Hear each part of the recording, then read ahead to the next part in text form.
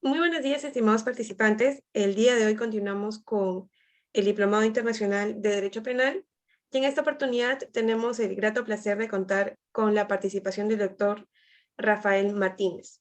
El doctor Rafael Martínez es asociado en el bufete Hernández Barros Abogados, es licenciado en Derecho por la Barra Nacional de Abogados, maestría en Ciencias Penales y Criminalística por la misma Casa de Estudios.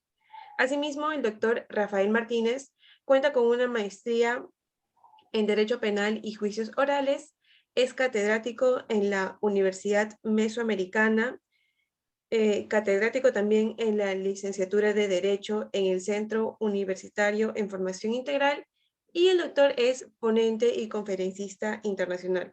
Estimado doctor, muchísimas gracias por estar con nosotros el día de hoy. Y bueno, le hago extensivo los saludos de todo el equipo de B-Lawyer. Y bueno, con ello podemos iniciar con la ponencia. Muchas gracias. No, hombre, pues muchísimas gracias a ti por la deferencia de presentarme.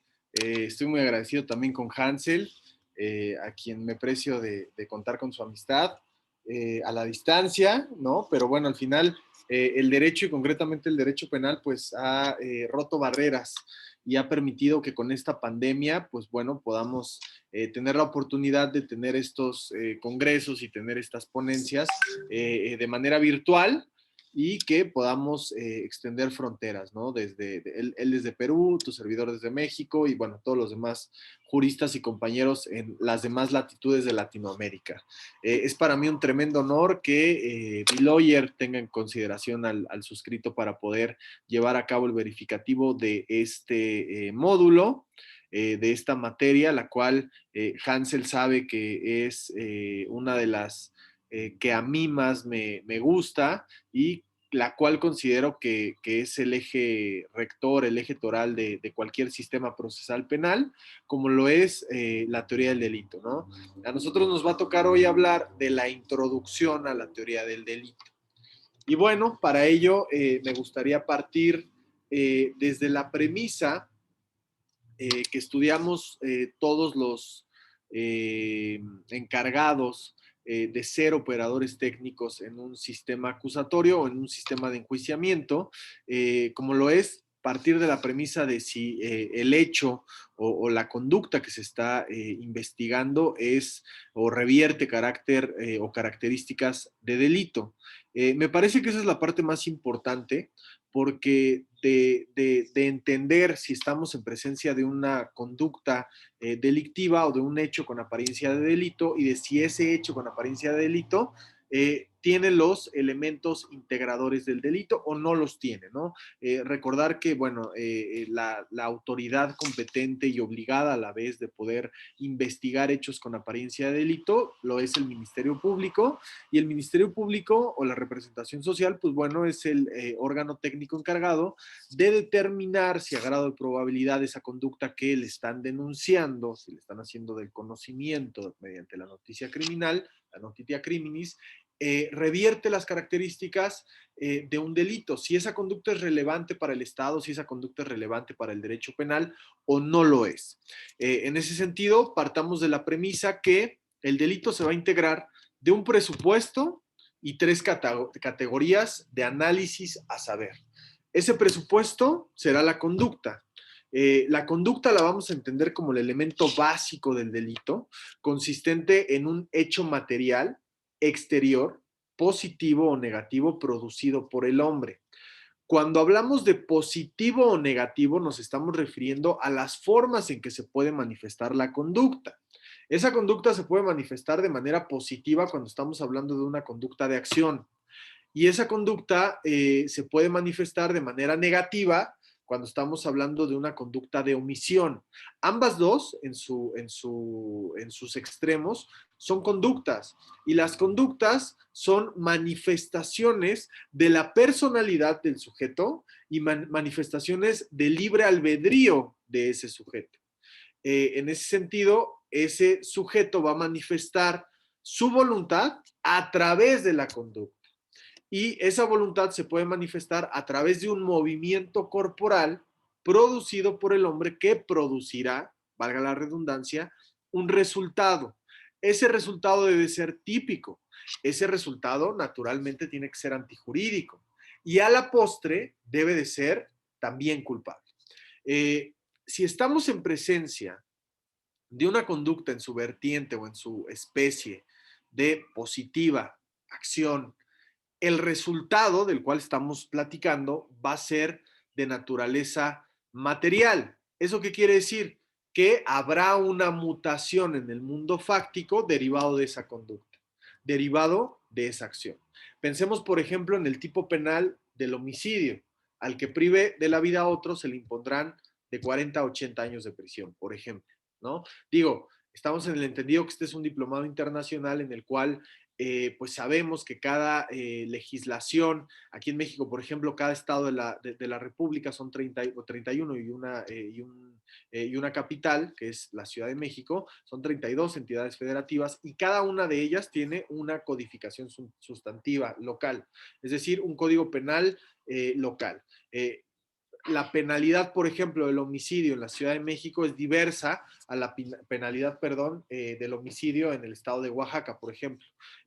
Quiero pensar que igual, ¿no? En Perú la penalidad del homicidio pues debe ser diversa a la mexicana, en Argentina lo mismo, en Colombia lo mismo, pero generalmente en la parte especial de los códigos penales, que es la ley sustantiva de la materia, vienen los delitos contra los bienes jurídicos tutelados más importantes que tutela el Estado. Generalmente en la parte especial de las leyes sustantivas o bien de los códigos penales, vienen los delitos que atentan de manera más agresiva contra los derechos humanos que el Estado intenta proteger a toda costa. ¿A qué me refiero? Que generalmente en los códigos penales van a venir los delitos enmarcados que protejan un bien jurídico que valga más que otro. Me explico.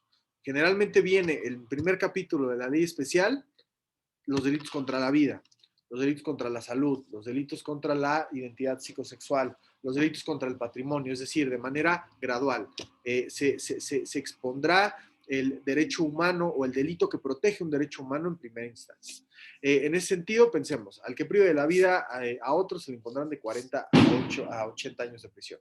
En ese sentido, esa conducta es el tipo penal, es decir, de la imaginación del legislador, qué conductas estima antijurídicas, qué conductas estima dañosas, qué conductas estima peligrosas y dignas de encuadrar en un tipo penal, en una legislación sustantiva para que quien cometa esa conducta pues será merecedor de una pena. En ese sentido, cuando hablamos de el homicidio es un delito de resultado material. ¿Por qué? Porque quien priva de la vida a otro está afectando con esa privación de la vida la mutación en el mundo fáctico. Al momento de que exista una supresión de una vida previamente existente, se está dando un resultado material y por tanto una mutación en el mundo fáctico. Cuando hablamos de un delito de omisión, el resultado es diferente. El resultado es de naturaleza formal, es decir, no existe una lesión a un bien jurídico tutelado, existe una puesta en riesgo al bien jurídico tutelado. Pensemos, por ejemplo, en el delito de portación de portación de arma de uso exclusivo del ejército. Ese delito no necesita o el tipo penal no te exige en su configuración que tengas que accionar esa arma de fuego, lesionar a alguien con esa arma de fuego, amagar a alguien con esa arma de fuego, que salga de la esfera del sujeto activo o del probable responsable esa arma de fuego, para que el tipo penal se dé. Única y exclusivamente el tipo penal se configura cuando un sujeto porta esa arma de fuego. Con ello es más que suficiente para que se colme el tipo penal de portación de arma de uso exclusivo del ejército y que ese delito se consume. Sin embargo, la consumación va a ser formal. ¿Por qué? Porque existe una puesta en riesgo del bien jurídico tutelado. No va a ser material como en el caso del homicidio, en donde necesariamente para que se puedan colmar los elementos normativos y objetivos del tipo penal del homicidio, se tienen que materializar esa conducta mediante esa acción y que exista esa lesión al bien jurídico tutelado. ¿Cuál? La vida. ¿Ok? Entonces, el elemento básico del delito es la conducta. ¿Y cómo vamos a entender a la conducta? Como la manifestación libre e inteligente de la voluntad humana por medio de una acción, que será una conducta positiva, o una conducta negativa, que será la omisión. La diferencia entre estas, el resultado, pensando en los delitos positivos o de acción, es material. Pensando en los delitos de omisión, es formal el resultado. Salvo cuando hablemos de una omisión compuesta o bien una omisión compleja, una comisión por omisión. Cuando estamos en presencia de una comisión por omisión, el resultado es material porque se esperaba una conducta realizada por parte del sujeto activo. Esa conducta esperada es por parte del Estado, por parte de la sociedad, y este sujeto no obró de la manera en que el Estado y la sociedad esperaban que iba a obrar. Me explico. Pensando, por ejemplo, cuando el sujeto activo pone en riesgo el bien jurídico tutelado y ese bien jurídico tutelado, previamente a ello, él generó ese riesgo y con ello tuvo de manera fortuita la calidad de garante sobre ese bien jurídico tutelado, se entiende entonces que el resultado será de naturaleza material. Pensemos en el sujeto que incumplió los deberes de probidad establecidos por la ley de tránsito y atropelló a un peatón de manera culposa. En ese sentido, la obligación que él tiene es de bajarse y poder auxiliar a ese sujeto que atropelló, en atención, a que cuenta con la calidad de garante sobre los bienes jurídicos tutelados del sujeto que atropelló. Y sin embargo, el sujeto A, que es el sujeto activo, el probable responsable, tuvo a bien mejor dejar al sujeto B, que es la víctima, o bien el sujeto pasivo, en la acera y largarse. Entonces, ese sujeto pasivo, esa víctima que se quedó en la acera, resulta que de las lesiones que tuvo y de la mala atención médica o la tardía atención médica, pues murió. Entonces, ahí ya estamos hablando que el resultado fue material, el resultado de homicidio fue material y además la conducta eficaz que derivó en el homicidio de ese sujeto fue derivada del atropellamiento, las lesiones realizadas por el atropellamiento del sujeto A. Entonces, si el sujeto A se hubiera bajado a auxiliarlo, probablemente el sujeto B no hubiera muerto. Y no podríamos clasificar preliminarmente la conducta de homicidio por omisión, por comisión, por omisión, u omisión compuesta. Entonces, en esos casos, sí podremos hablar de que el resultado material se deriva de una omisión en la conducta que era esperada por parte del Estado. Es decir, el Estado esperaba que te condujeras de cierta manera, bajo ciertas reglas, bajo ciertas expectativas, y tú decidiste de manera consciente e imputable conducirte de una manera diversa. Entonces, el primer elemento del delito es la conducta, que es el presupuesto de las tres categorías que vamos a analizar, y esa conducta puede ser positiva o negativa. Esa conducta es un elemento positivo del delito. Cuando nosotros hablamos del delito, estamos hablando que han existido diversas posturas para poder estudiar al delito. Posturas o sistemáticas analíticas del delito y sistemáticas absolutas del delito. Cuando nosotros hablamos de las teorías analíticas del delito, nos estamos remitiendo a las teorías que dividen a los elementos o las sedes que integran al delito, y estos elementos se dividen para poderse estudiar. Por eso hablamos de una teoría pentatómica del delito, que es como la teoría por antonomasia, ¿no? La de los 5 elementos. Pero también hay una teoría heptatómica del delito, que es la de los 7 elementos, ¿no? O la teoría tritómica del delito, que es la de los 3 elementos, ¿no? Dependiendo del enfoque histórico, normativo y dogmático que le demos, es la teoría o la sistemática que vamos o con la que vamos a estudiar al delito. Las teorías absolutas son aquellas que establecían que no se podía dividir al delito. El delito era un bloque monolítico integrado por diversas sedes a saber, pero que no se podía dividir para su estudio. Obviamente que nosotros como estudiosos de la dogmática jurídico-penal, pues sabemos de antemano que sí se tiene que dividir al delito y sí se tiene que dividir en sedes para poderlo estudiar de manera íntegra y de manera armónica, ¿no? Yo soy partícipe de una teoría finalista de la acción, una teoría finalista respecto a la integración delictiva, la que nos da Hans Welzel en 1930, de la cual ya platicaremos más adelante, por cómo divide a estos 5 elementos. Partamos de la premisa principal en el sentido de establecer que el delito surge gracias a la ciencia del derecho penal. Esta ciencia del derecho penal la vamos a entender como la dogmática jurídico-penal. Y esta dogmática jurídico-penal surge gracias a los estudiosos en relación a la teoría del delito y al delito en general. Estudiosos o voces autorizadas como la de Francesco Carrará, la escuela clásica del derecho penal, de la cual es el precursor, la escuela positiva del derecho penal, la escuela ecléctica del derecho penal y posteriormente remitirnos a las sistemáticas jurídico-penales. ¿Y qué tan antiguo puede ser el derecho penal? Bueno, el derecho penal es tan antiguo como desde que se inició la vida gregaria del hombre, ¿no? El derecho penal surge desde que el hombre surge.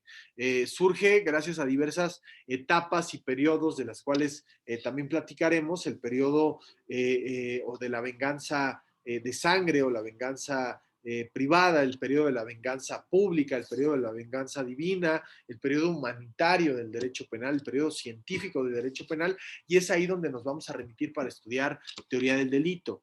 El derecho penal surge desde que surge el hombre, lo vamos a entender como un conjunto de normas jurídicas de derecho público interno relativos a los delitos, a las penas y a las medidas de seguridad. Esa es como la concepción, el término que casi todos los doctrinarios del derecho penal le damos, ¿no? Este conjunto de lineamientos de derecho público interno relativos al delito, a la pena y a la medida de seguridad, ¿no? Y de ahí surge la dogmática jurídico-penal o bien el estudio científico del delito, que se divide en diversas sedes, hablar de la teoría del delito, que es la principal, la teoría de la pena, la medida de seguridad, la teoría del sujeto responsable, la teoría de la valoración probatoria, y todas estas en su conjunto integran la dogmática jurídico-penal, que es este estudio científico del delito a partir del dogma. Surge gracias a los estudios de Franz von Liszt en 1882, cuando empieza a estudiar la teoría del hecho punible y nos da la primera sistemática jurídico-penal, el causalismo de Liszt y de Ernest Belling. Ya posteriormente surgió el causalismo neocantiano de Edmund Mesger, para llegar a la teoría de la acción final de Hans Welzel y posteriormente a las teorías funcionalistas de Klaus Roxin y de Gunther Jacobs respectivamente. Pero bueno, remitiéndonos a la época bárbara. Surge esta época bárbara precisamente porque no existía un Estado que pudiera dirimir la controversia de dos sujetos. Pensemos en sujeto A, que golpea a sujeto B, le mete una cachetada, ¿no? Pensemos que estamos en la época neandertal, ¿no? Del hombre neandertal, en donde pues estaban gestándose como las formas de convivencia entre los hombres, y sujeto A cachetea a sujeto B, y sujeto B no se aguanta y mata a sujeto A. Es por eso que conocemos a esta época bárbara, época de sangre, porque en realidad no existía un tercero que pudiera determinar cuál era la cuantía que se le tenía que pagar a sujeto A por la cachetada que le propinó sujeto B, o peor aún, el homicidio que sujeto B perpetró en contra de sujeto A. Es así que esta época se distinguió por una época completamente bárbara, completamente de sangre, en atención a que básicamente pues quienes dirimían de manera heteroaplicativa sus controversias pues eran los mismos sujetos, ¿no? Derivado de que era una cuestión pues caótica y prácticamente de anarquía, pues es que surge ya la época o el periodo de venganza privada, perdón, de venganza divina, en donde ya interviene el clero, la iglesia, y establece que el delito es un pecado y que como tal debe de existir una penitencia. la cual pues vamos a entender como la pena, pero este delito es una infracción a las normas eclesiásticas establecidas por Dios. Básicamente, pues el cometer un delito era cometer un pecado y tenía que haber una penitencia en ese sentido, ¿no? Naturalmente que sabemos todos que esta pugna por el poder se ha dividido por parte del Estado y por parte de la Iglesia durante toda la época de la humanidad. Entonces pasamos de esta venganza divina y hablar de un delito como un pecado y hablar de una pena como una penitencia, allá intervenir al Estado, al gobierno como tal. Y el gobierno llega y dice, a ver, espérame, la iglesia no tiene absolutamente nada que hacer aquí, el delito no es un pecado, la pena no es ninguna penitencia, sino que el delito es una infracción a las normas establecidas por el Estado. Y ya vamos dividiendo en cuáles son los tipos de delitos, ¿no? Pensar en delitos contra la salud, pensar en delitos contra el Estado, pensar en delitos contra la humanidad, pensar en delitos contra la vida, o sea, ya se van dividiendo los delitos en las clasificaciones jurídicas que se van haciendo en las diversas codificaciones, pero los delitos son infracciones cometidas en agravio de el Estado y de lo que establece el Estado que está bien y lo que está mal. Ya no la iglesia. Ya no hablamos de pecados ni de penitencias. Ya hablamos de infracciones en contra del Estado y de castigos. Eso sí, los dos tuvieron en común lo inhumanos que eran los castigos a la hora de reprimir las conductas típicas. Los dos se dieron vuelo a la hora de combatir al delito mediante tortura, mediante violación de derechos humanos. Ahí tenemos la Santa Inquisición, por ejemplo, ¿no? La Santa Inquisición surge gracias al periodo divino o de la venganza divina, precisamente por estas infracciones en contra de Dios. Entonces, cuando hablábamos de infracciones en contra de Dios, pues tenían que ser los castigos sumamente cruentos y sumamente inhumanos. Y el Estado, cuando ya forma parte o ya toma cuenta este periodo de la venganza pública, toma todas estas enseñanzas que dejó el periodo divino y las toma como parte de las penas que impone, ¿no? Recordar que en aquella época el común denominador pues, era la pena de muerte, los atentados contra los derechos fundamentales, que ya también se van gestando. Recordar que la Carta de Derechos Humanos de Juan Sin Tierra, o bien la Declaración de los Derechos del Hombre, fue en 1789, ¿no? Entonces se van gestando todos estos periodos paralelos a lo que estaba haciendo Hegel, a lo que estaba haciendo Francesco Carrara, a lo que estaba haciendo Emmanuel Kant, a lo que estaba haciendo el conde de Montesquieu, el contrato social de Juan Jacobo Rousseau. Todos estos pensamientos se van gestando de manera paralela para dar cuenta ya al periodo que más nos interesa, el periodo científico, el periodo humanitario del derecho penal, que es donde mayor importancia podemos advertir en cuanto a la teoría del delito o en cuanto al derecho penal, ¿no? El periodo humanitario que bueno, trajo aparejado con voces autorizadas como la de César Beccaria, que para mí es el apóstol del derecho penal y quien establece en un periodo en donde estaba muy criticado el poder decir o contrariar al Estado y todas estas penas que tenía el Estado, ¿no? La pena de muerte, los azotes, la violación a derechos fundamentales. Y es así que César Beccaria y la Declaración Universal de los Derechos del Hombre viene a revolucionar la idea que se tenía del derecho penal y ya hablamos de un derecho penal del amigo, ya no un derecho penal violento, ni un derecho penal cruento en cuanto a los derechos fundamentales del hombre. Lo principal que dice César Beccaria es que, por ejemplo, cuando habla de la pena de muerte, tú no puedes contravenir lo injusto con lo injusto. No puedes matar al asesino porque sería tanto cuanto como rebajarte a su nivel. Deben de existir penas proporcionales a los delitos cometidos y bajo ninguna circunstancia una pena de muerte.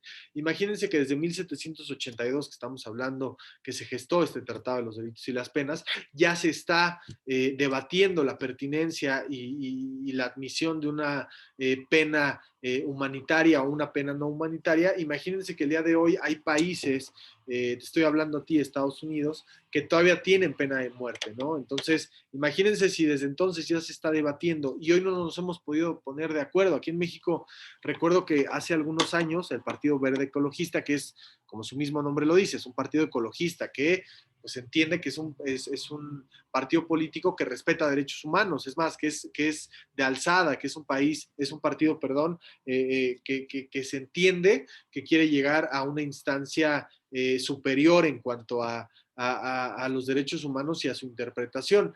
Llegó a tener una propuesta de reforma de pena de muerte, o sea, y cómo se vio un partido político que es de alzada, cómo se vio un partido político que privilegia o respeta los derechos humanos proponiendo una pena de muerte, ¿no? Acá en México no hay pena de muerte. Yo soy de la idea de que pues, no debería existir pena de muerte precisamente por una presunción de inocencia, precisamente por un sistema de enjuiciamiento que respeta y tutela derechos fundamentales como lo es el acusatorio. Sin embargo, pues es un tema interminable de debate, ¿no? Posterior a Beccaria, regresando al tema, surgen estas escuelas penales, la escuela clásica del derecho penal, con César Beccaria, perdón, con Carrara, Francesco Carrara, que es también uno de los grandes precursores del derecho penal, uno de los grandes apóstoles del derecho penal, que ya sí sistematiza al derecho penal, ya sistematiza cómo se va a integrar un delito, cuáles van a ser los elementos que integran al delito y cuáles van a ser los presupuestos que integran al delito. Francesco Carrara nos habla, por ejemplo, de la libertad de los hombres, que todos somos iguales ante la ley. Recordar que en aquella época, en Italia, en Europa, en todo el mundo, existía una gran división en cuanto a los derechos que tenían unos y en cuanto a los derechos que tenían otros. Por eso Carrara dice que todos somos iguales ante la ley y que todos debemos ser juzgados de la misma manera. Habla también de un libre albedrío, lo cual es un tema muy importante porque hoy en día para poder hablar de un sujeto imputable, pues tenemos que entender que ese imputable debe de gozar de un libre albedrío, es decir, de la capacidad de poder escoger entre el camino del bien y el camino del mal. Y eso lo vamos a remitir entre la capacidad que tiene un sujeto de cometer un delito o de no cometer un delito, ¿no? Entonces, Francisco Carrera nos dice, primero tenemos que ser iguales ante la ley, tenemos que ser considerados iguales ante la ley y tenemos que gozar de un libre albedrío. Y ese libre albedrío lo vamos a entender como esa facultad que tenemos los seres humanos de escoger entre el camino del bien y el camino del mal. Habla de una división del delito y que el delito es un ente jurídico. Y este ente jurídico se divide en una parte social y en una parte interna y en una parte externa, ¿no? La parte social o la parte subjetiva es todos los pensamientos que tiene el sujeto a la hora de cometer un delito. Por eso se habla de una responsabilidad moral. Carrara dice que el sujeto tiene que ser responsable moralmente e imputable moralmente a la hora de decidir cometer o no un delito. Y esa entidad jurídica en la cual divide el delito, por una parte interna, que es esta responsabilidad moral, y la parte externa es la manifestación de ese libre albedrío al mundo fáctico. Es decir, que ese sujeto moralmente imputable pasó por digamos, un proceso psíquico para decidir mediante ese libre albedrío cometer o no un delito. Fíjense, ya Francesco Carrara nos daba conceptos que a la postre fueron desarrollados por Welsel, conceptos que fueron desarrollados por Mesger, conceptos que fueron desarrollados por el mismo Frank von Liszt, como lo son los elementos subjetivos del tipo, como lo es la imputabilidad. Ya Carrara hablaba de esa imputabilidad, tal vez no la desarrolló tan a fondo como sí estos estudiosos del derecho penal, pero ya hablaba de una responsabilidad moral. Ya hablaba de que el sujeto tenía que ser moralmente imputable a la hora de cometer un hecho penalmente relevante. Ya hablaba de una división en cuanto al ente jurídico conocido como delito. Esta división entre una parte interna y una parte externa, la cual la externa pues es esa manifestación del libre albedrío y de la voluntad del sujeto a la hora de cometer un delito. Entonces, para mí Carrara también fue fundamental para los que conocemos modernamente al delito y modernamente al derecho penal, porque fue un adelantado a su época que ya nos hablaba de conceptos que hoy en día los seguimos desarrollando, tanto los académicos como los postulantes o como los operadores técnicos en el sistema, ¿no? Acá en México, por ejemplo, igual que en las latitudes sudamericanas, pues gozamos de un sistema de enjuiciamiento acusatorio, el cual privilegia la oralidad como una herramienta para poder desarrollar las audiencias penales y obviamente que lo que se trata de buscar con las diversas teorías del caso que plantea la fiscalía y que plantea el defensor es esclarecer los hechos por medio de determinar si probablemente se cometió o no un delito, ¿no? Acá en México, por desgracia, tenemos el auto de vinculación a proceso y tenemos un dicho bastante, que a mí me choca bastante, que es que a una persona no se le niega ni un vaso de agua ni un auto de vinculación a proceso, que en realidad era un auto de formal prisión y pues ahora es el auto de vinculación a proceso. Y desgraciadamente hay muchos fiscales, hay muchos ministerios públicos que se justifican del estándar mínimo de prueba que te exige el Código Nacional en su artículo 316, fracción primera, segunda y tercera y cuarta, en cuanto al estándar mínimo de prueba que se necesita para vincular a proceso. Es decir, únicamente con que el representante social pueda establecer, más no acreditar que se ha cometido un hecho que la ley señala como delito y que muy probablemente el imputado lo cometió, es más que suficiente para que le pueda solicitar al órgano jurisdiccional, juez de control, que vincule a proceso a ese sujeto. Y en ese sentido me parece pues muy lamentable que con 2 entrevistas ministeriales que digan exactamente lo mismo y que refieran que detuvieron a un sujeto en virtud de un control provisional preventivo, por ejemplo, ¿no? Que lo vieron a 400 metros de distancia y que lo vieron intercambiar con otro sujeto que nunca agarran, que nunca alcanzan, material verde que ahora se sabe que es marihuana. Y bolsitas tipo Ziploc, transparentes, con contenido de, ahora el material que se sabe que es cocaína, a 400 metros. O sea, con esas 2 entrevistas ministeriales, el Ministerio Público pretende sostener una solicitud de vinculación a proceso de un gobernante. Entonces, imagínense que no cuentan con los servicios de un abogado especializado en sistema acusatorio como defensor y pues no ofrece datos de prueba suficientes y pertinentes e idóneos para poder desacreditar esa imputación que es estéril, naturalmente se entiende que es estéril, ¿no? Y desahogar órganos de prueba, ¿no? Desahogar medios de prueba contundentes para poder establecer que lo que está diciendo el Ministerio Público es completamente falso, ¿no? Incluso también apelamos al tema de la dogmática y establecer que los grados mínimos, ¿no? Para que se pueda acreditar un delito, pues muchas veces no se dan. Este juicio de subsunción de tipicidad que hace el Ministerio Público, acá en México, por ejemplo, luego no lo hacen bien, luego tratan de fabricar delitos y de encuadrar delitos cuando no lo hay, ¿no? Pero bueno, regresando al tema, regresando a la materia. Francesco Carrara nos da estos 4 elementos del delito, nos dice que debemos de ser iguales ante la ley, nos dice que gozamos de un libre albedrío, nos dice que gozamos de una responsabilidad moral, nos dice que la pena debe de ser proporcional al delito cometido. Esto no lo dice él, lo dice Manuel Kant, porque recordar que ya voces como Rossi, voces como las de Carminiani, voces como la de Hegel, voces como la de Kant, robustecieron a lo que nos decía Francesco Carrara, ¿no? Dejando esto de lado, lo más importante de Francesco Carrara es que nos dice que el delito es un ente jurídico que se divide en 2 fases, una fase interna y una fase externa, y que gozamos de este libre albedrío, de que gozamos de esta responsabilidad moral y que es responsabilidad propia del sujeto que decide cometer un delito. Ya nos habla de la imputabilidad desde 1773 en la Universidad de Pisa, ¿no? Posteriormente llega a la escuela positiva del derecho penal, Lombroso, Garófalo y Ferri. Lombroso, Garófalo y Ferri, perdón, nos hablan ya de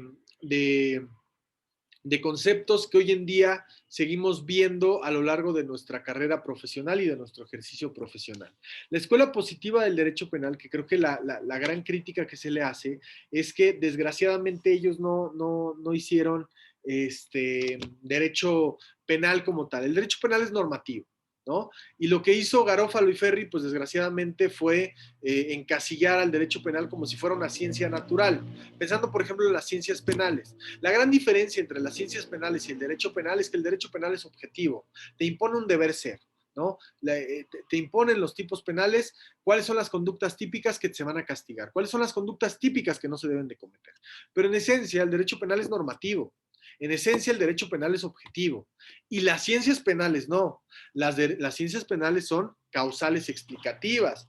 Te dicen de manera científica, de manera técnica, cómo es que pudo haber acontecido un hecho, ¿no? Si, por ejemplo, nosotros estamos llevando un asunto de, pensemos, feminicidio, ¿no? Por ejemplo. Y el dictamen o la opinión técnica del experto en criminalística adscrito a la Fiscalía General del Estado de México, por ejemplo, establece que muy probablemente los hechos de manera criminalística se pudieron haber dado como lo establece el Ministerio Público, o sea, le corrige la plana del Ministerio Público. Y son hechos rocambolescos que imposible pudieron haber acontecido de esa manera, como para que el Ministerio Público tipificara la conducta del sujeto responsable, del probable responsable, como un feminicidio, ¿no? Nosotros vamos a ofrecer como medio de prueba la intervención pericial de un testigo experto en criminalística. Y el criminalista va a decir de manera técnica, de manera objetiva, de manera científica, por qué, mediante el planteamiento de un método científico, el por qué el hecho circunstanciado no se pudo haber dado de la manera en la que la está planteando el Ministerio Público.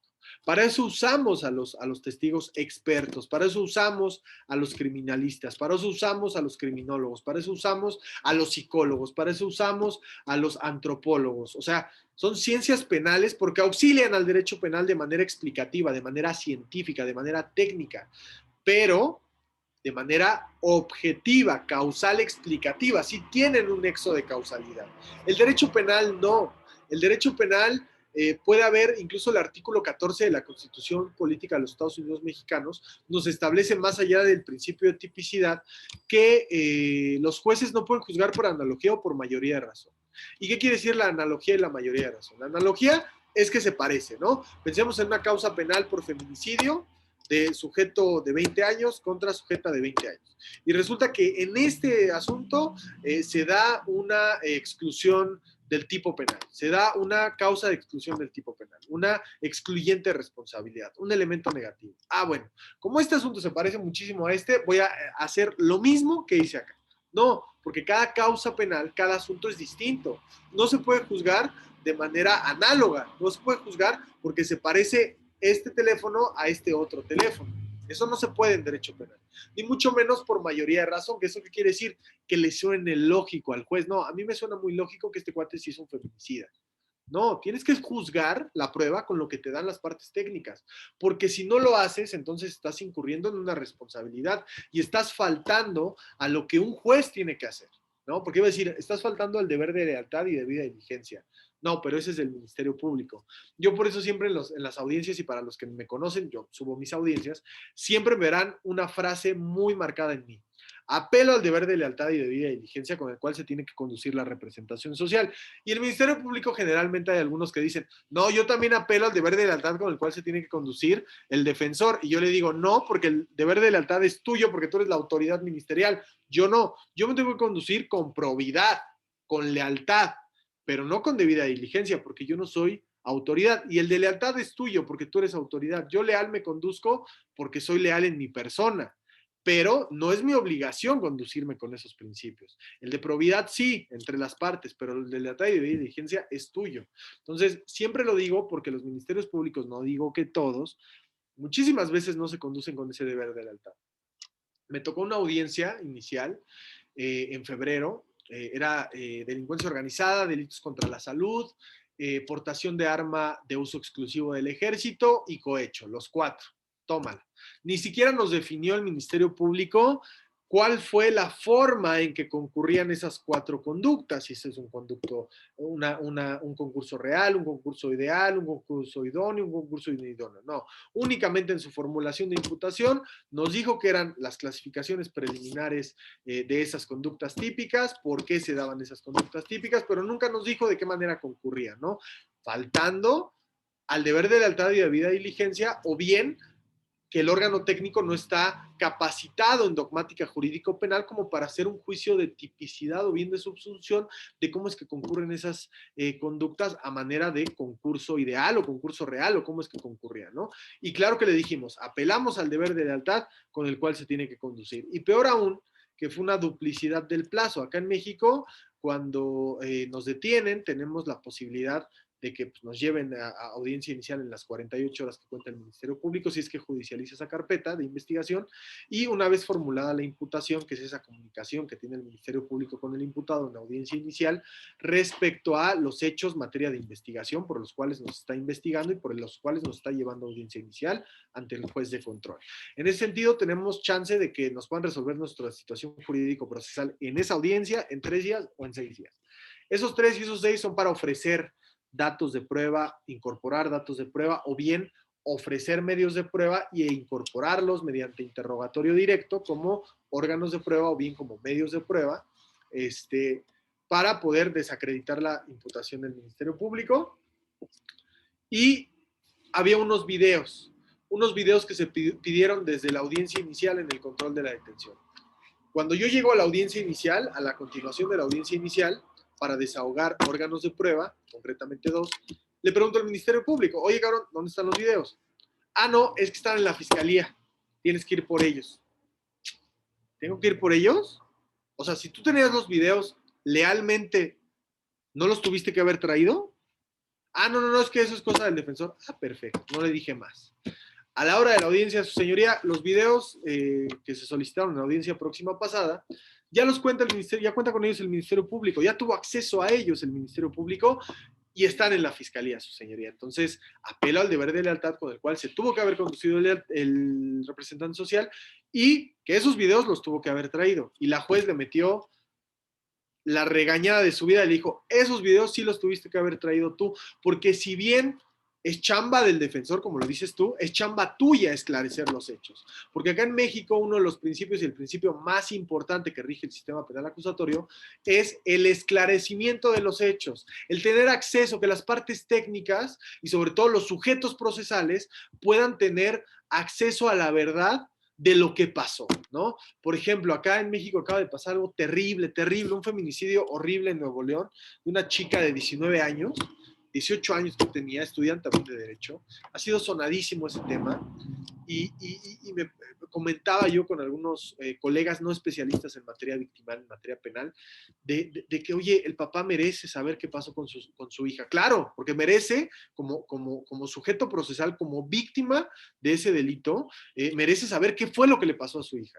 Y claro que los órganos técnicos, claro que las partes técnicas, Ministerio Público, asesor victimal, defensor, con su actuar, debemos de buscar el esclarecimiento de los hechos. Naturalmente que en un sistema acusatorio diametralmente las posturas y diametralmente las versiones de los hechos pues son diametralmente opuestas, eso se entiende, ¿no? El Ministerio Público pues lo que va a buscar es imputar un delito, ¿no? En clasificar un delito, clasificar una conducta y tipificarla y establecer que a grado de probabilidad en la audiencia inicial fulano lo cometió. Naturalmente que nosotros de manera diametral vamos a buscar que con nuestra actuación una versión diferente, pero todos en aras del esclarecimiento de los hechos y que el juez pueda tener esa verdad. Antes se decía verdad histórica, ahora ya no se dice verdad histórica, esa verdad de lo que pasó. Entonces, cuando el Ministerio Público sabe, por ejemplo, ¿no? Que está fabricando, es más, acá en México hay un artículo en el Código Nacional 140 que habla de que se puede decretar la libertad del investigado, del detenido en sede ministerial. ¿Cuándo no se podrá decretar? Cuando estemos hablando de delitos muy relevantes, de homicidios, de feminicidios, de trata de personas, secuestros. En esos no se podrá decretar libertad y sí nos tendremos que ir a audiencia inicial.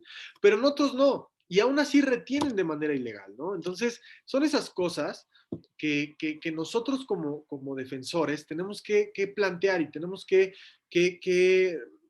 someter a consideración del juez desde lo dogmático. Por eso es bien importante la teoría del delito, que nosotros como defensores, como asesores jurídicos, sepamos interpretar cuándo estamos en presencia de un delito o cuándo no estamos en presencia de un delito, o cuándo está mal clasificado el delito por parte del Ministerio Público, porque quien hace esa clasificación jurídica es el Ministerio Público. Naturalmente que nosotros lo hacemos de manera técnica porque somos órganos técnicos, pero quien tiene la obligación de hacer eso es el Ministerio Público. Hasta aquí, compañeros. ¿Alguna duda con todo lo que hemos visto? ¿Algo en lo que quieran que me detenga, que platiquemos? No sé. Ustedes mandan.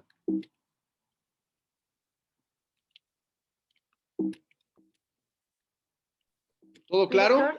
Doctor, Al parecer sí, doctor, porque sí, sí, han establecido aquí, doctor, en el chat que hasta ahora todo está claro. ¿Todo está perfecto? Excelente.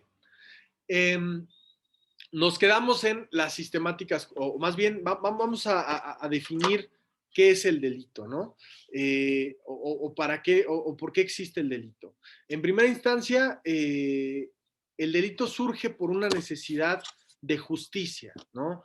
¿Por qué surge el derecho penal? Por una necesidad de justicia. La necesidad del derecho penal surge para que el derecho penal pueda reprimir las conductas delictivas, pueda reaccionar de manera agresiva contra las conductas delictivas, pueda reaccionar el Estado con mayor eficacia y con mayor energía ante esas conductas que trastocan el status quo, ante esas conductas que lesionan bienes jurídicos tutelados, ante esas conductas que lesionan derechos fundamentales. En ese sentido, la teoría del delito es, o vamos a entenderla como ese conjunto de lineamientos sistematizados, esquematizados, jerárquicos, que determinarán cuándo una conducta es delictiva o cuándo no es delictiva esa conducta. Esos lineamientos deben de ser armónicos, deben de ser sistematizados, deben de ser esquematizados de tal manera y de tal suerte que podamos interpretar cuándo estamos en presencia de una conducta delictiva y cuándo no estamos en presencia de una conducta delictiva.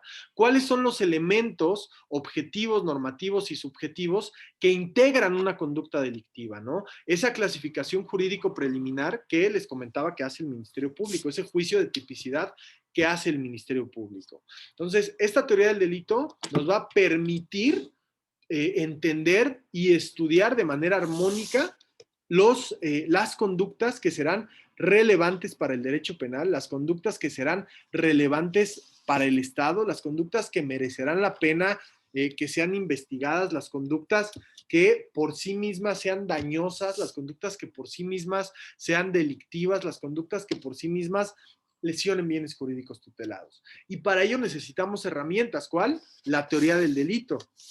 La teoría del delito, que si bien es este conjunto de lineamientos sistematizados, armónicos y esquematizados que nos permiten determinar cuándo estamos en presencia de un delito y cuándo no estamos en presencia de un delito, esta teoría del delito tuvo varios caminos, varias historia para llegar a donde hoy la conocemos. En primera instancia, las sistemáticas jurídico-penales son aquellas que se encargan de determinar cuándo estamos en presencia de un delito o estas sistemáticas jurídico-penales que nos permiten integrar al delito, ¿no? Que derivan de la teoría del delito.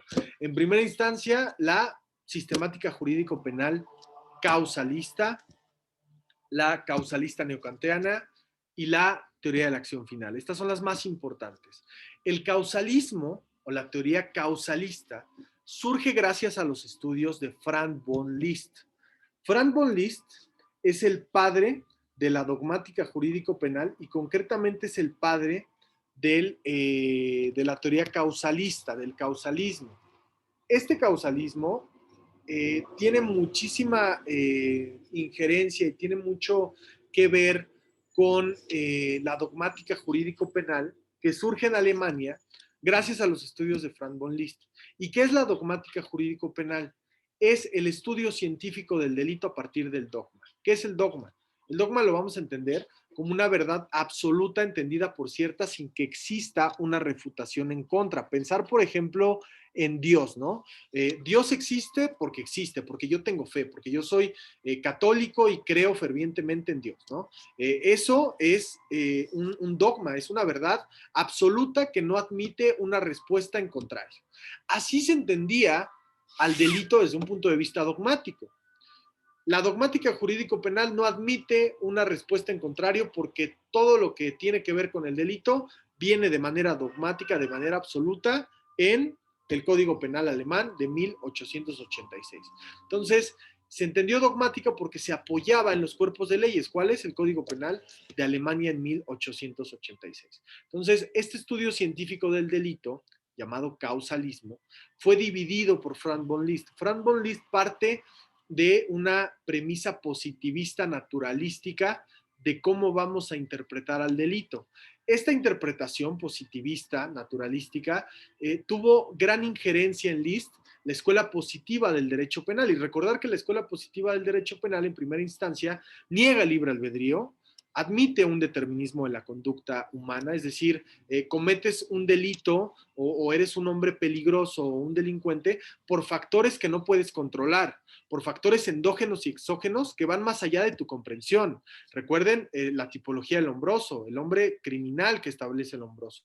Estos hombres atávicos regresados a lo salvaje que no pueden controlar su comportamiento y que son delincuentes porque nacieron siendo delincuentes por factores hereditarios, por factores físicos, ¿no? Y posteriormente Enrico Ferri, cuando nos habla de el factor social, ¿no? Este factor social que determina a un sujeto que probablemente no iba a cometer un delito, pero que por este factor social, pues sí cometió ese delito, ¿no? Entonces, todas estas cuestiones que en su conjunto son el determinismo de la conducta, nos hacen que a Franz von Liszt y a la sistemática causalista, pues no admita que el sujeto puede tener voluntad o que tenga una finalidad a la hora de cometer un delito. Para el causalismo de Franz von Liszt se divide la mecánica delictiva. La mecánica delictiva en una vertiente objetiva y en una vertiente subjetiva. La vertiente objetiva está reservada a todos los elementos que nuestros sentidos pueden advertir. Pensemos en una acción, pensemos que esa acción es típica, que esa acción es antijurídica. Estos tres elementos para el causalismo son o conforman la vertiente objetiva de la mecánica delictiva del causalismo, dejando o reservando la vertiente subjetiva a la culpabilidad. ¿Por qué? Porque la culpabilidad la vamos a entender nada más como un nexo psicológico, un nexo anímico que une la conducta con el resultado. Y esta culpabilidad, este nexo subjetivo, este nexo anímico, tiene dos especies, dolo y culpa. Pero la voluntad es sumamente acotada. ¿Por qué? Porque no hablamos de una conducta finalística, no hablamos de una finalidad que tenga el sujeto o que deba tener el sujeto a la hora de cometer un hecho delictivo. Hablamos única y exclusivamente de una voluntad acotada para poder diferenciarla de actos reflejos o de actos que no sean voluntarios, pero de manera muy acotada. En ese sentido, el primer elemento que integra al delito desde el punto de vista de Liszt es la acción. Esa acción la vamos a entender como un movimiento corporal que produce un resultado típico. Punto, se acabó. ¿Por qué? Porque para Liszt es más importante el resultado causado que verdaderamente la voluntad o bien la finalidad del sujeto a la hora de cometer un delito. Liszt nos divide la mecánica delictiva en una mecánica objetiva y una mecánica subjetiva, y a la acción como primer elemento nos dice que es un movimiento corporal que produce un resultado, más no nos dice. Se hace consistir en tres elementos esta acción. En primera instancia, esa acción debe de ser un movimiento corporal que produce un resultado a través de un nexo de causalidad y que debe de tener un resultado material típico. Esos tres son los tres elementos que nos da Franz von Liszt a la hora de integrar la acción.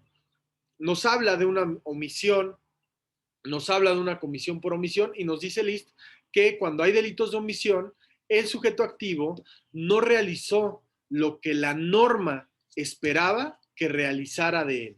La expectativa que tenía el Estado de que un sujeto se comportara de cierta manera, pues no lo hace. Entonces, de manera culposa es que llega a cometerse un hecho penalmente relevante porque el sujeto activo no realizó los deberes de cuidado que tenía que realizar para que no se produjera un resultado. Lo que platicábamos del tema de la calidad de garante. Posteriormente, llega un señor, un jurista alemán, en 1906 y sistematiza la teoría del tipo y la tipicidad. Este señor se llamó Ernest Belling, también formó parte de la teoría causalista o de la sistemática jurídico-penal denominada causalista y establece que la tipicidad será el segundo elemento de la integración típica, será el segundo elemento del delito. No basta que una conducta exista, sino que tiene que ser típica. Y esta tipicidad es el exacto encuadramiento de una conducta al tipo penal. es el exacto encuadre de la conducta conforme a lo que estableció el legislador en el tipo penal. Tipo, tipicidad y juicio de tipicidad son lo mismo, por supuesto que no. El tipo penal es la descripción que hace el Estado respecto a ciertas conductas que considerará dañosas, que considerará peligrosas y que considerará dignas de una sanción penal. Eso es el tipo penal. En esa instancia, en ese momento, en 1906, el tipo penal únicamente estaba provisto de elementos objetivos, de elementos descriptivos. ¿Por qué? Por esta división de la mecánica jurídico-penal, de una vertiente objetiva únicamente reservado a lo que puedes advertir por los sentidos, a lo que posteriormente íbamos a conocer como elementos objetivos del tipo penal, ¿no? A todo lo que puedes advertir, a todo lo que puedes ver, y reservar lo que no puedes ver a lo subjetivo, que en este caso es la vertiente subjetiva del delito, lo cual es la culpabilidad. Entonces, la tipicidad únicamente estaba, o el tipo penal estaba únicamente provisto de elementos descriptivos, de elementos objetivos, todo lo que podíamos ver. Lo que no podíamos ver, pues era reservado a la culpabilidad y no había forma de que lo pudiéramos encasillar en el tipo penal como tal. No existía esa concepción subjetiva del tipo penal o normativa del tipo penal. Entonces, tipo penal, descripción que hace el Estado, que hace el legislador, que es el poder de la Unión encargado de crear las leyes para proteger y tutelar los derechos fundamentales de los gobernados, de las personas de la sociedad que integran la sociedad y que merecen una sanción penal, que son dignos de una sanción penal. Eso es el tipo penal. La tipicidad es el exacto encuadramiento de esa conducta descrita en abstracto en la ley sustantiva al mundo fáctico. No basta que el legislador señale al que por medio de la violencia ejerza cualquier tipo de acción o omisión sexual en contra de alguien, estará cometiendo el delito de abuso sexual. No basta eso. Necesitas que fulano realice esa conducta encuadrada en el tipo penal para que exista tipicidad. Me están ahí diciendo del chat. Ah, ok, ya vamos a terminar. Perfecto. Qué bueno que me avisas. 10:38. Acabamos 10:45. Entonces, ¿les parece bien? Me voy entonces rapidísimo con la antijuridicidad como siguiente elemento. La antijuridicidad es el juicio de valor objetivo que se hace respecto a una conducta o una conducta que se estima antijurídica por lesionar o poner en riesgo bienes jurídicos tutelados. Esa valoración jurídica la hace el órgano jurisdiccional, porque es el órgano competente para realizar ese juicio de valoración objetivo. No lo hace el Ministerio Público, no lo hace el defensor, mucho menos, no lo hace el asesor jurídico. Ese juicio de valoración objetiva lo hace el órgano jurisdiccional. Ya estamos en audiencia inicial con el imputado, por ejemplo. Ya está el imputado ahí sentadito, ya va a escuchar su formulación de imputación. El órgano jurisdiccional es quien tiene que valorar si esa conducta es desprovista de valoración objetiva, si esa conducta es antijurídica o no es antijurídica.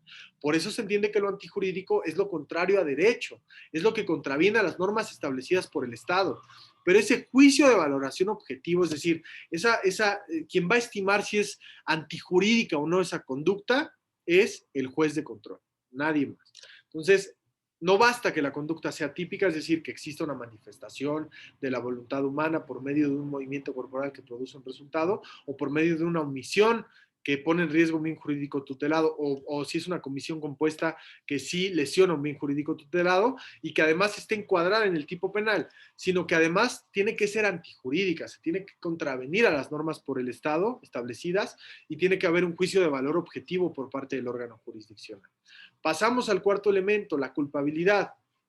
La culpabilidad, desde un punto de vista causalista, pues formaba parte de la mecánica delictiva subjetiva, pero vamos a entender desde el punto de vista de la teoría de acción final a la culpabilidad. La culpabilidad no es más que el juicio de reproche. Un juicio de reproche que hace esa capacidad que tenemos de reprocharle a un sujeto que estaba en aras de lograr un Estado libre y soberano de derecho.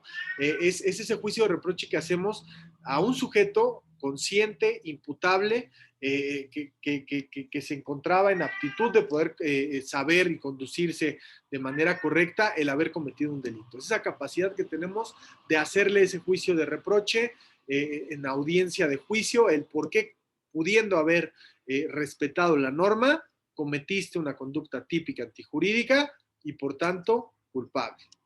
La punibilidad, como quinto elemento de la teoría analítica o pentatómica del delito, es la posibilidad de poderle imponer una sanción, de estar en aptitud de imponer una pena a un sujeto que cometió una conducta típica y que además de que es una conducta típica es antijurídica y culpable.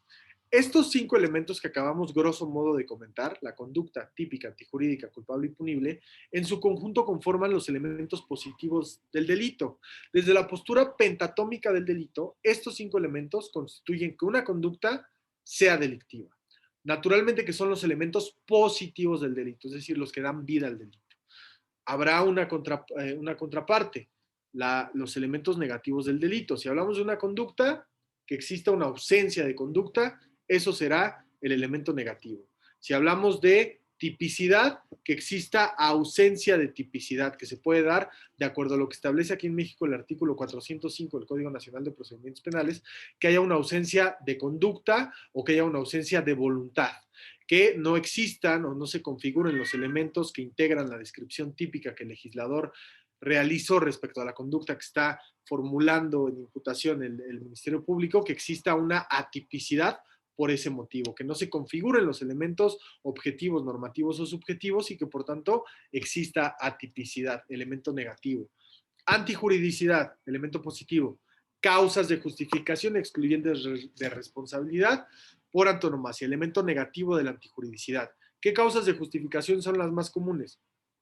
Legítima defensa, ejercicio de un derecho, estado de necesidad, cumplimiento de un deber. Estas 4 son las causas de justificación por antonomasia y que constituyen en su conjunto el elemento negativo de la antijuridicidad. Causas de inculpabilidad, digo, acá nos podemos remitir a un tema doctrinal, a un tema de causalismo, a un tema de finalismo. Si hablamos de causas de inculpabilidad desde el punto de vista causalista, que la conducta no sea dolosa o no sea culposa. Si no hay dolo y no hay culpa, no hay culpabilidad. Si hablamos de la teoría de la acción final, que el sujeto no sea imputable, que no exista imputabilidad, que no exista la posibilidad de exigirle al sujeto una conducta diversa a la que se condujo, o que no contaba con la conciencia de la antijuridicidad. Esta conciencia de antijuridicidad debe de ser potencial, es decir, no es necesario que el sujeto tuviera que saber que matar a una persona es malo. Simplemente con que se pueda establecer que probablemente matar a una persona es malo y que el sujeto tenía conciencia vaga de que matar a alguien es malo, con eso es más que suficiente para que se pueda dar este elemento. Bueno, no sé si tengan alguna duda, creo que el tiempo fue un poco rápido, espero podamos tener la oportunidad de volvernos a encontrar en este congreso y que podamos concluir con los temas que hoy hemos tocado, que realmente pues, los tocamos súper rápido, pero que bueno, pues tratamos de hacerlo de la mejor manera. Espero pues, les haya parecido adecuada mi participación, lo hago con muchísimo gusto. Veo aquí la presencia de gente que aprecio mucho, a la cual invité, a la cual agradezco su presencia y agradezco también a Hansel y a Bill Lawyer por invitarme. No sé si haya dudas.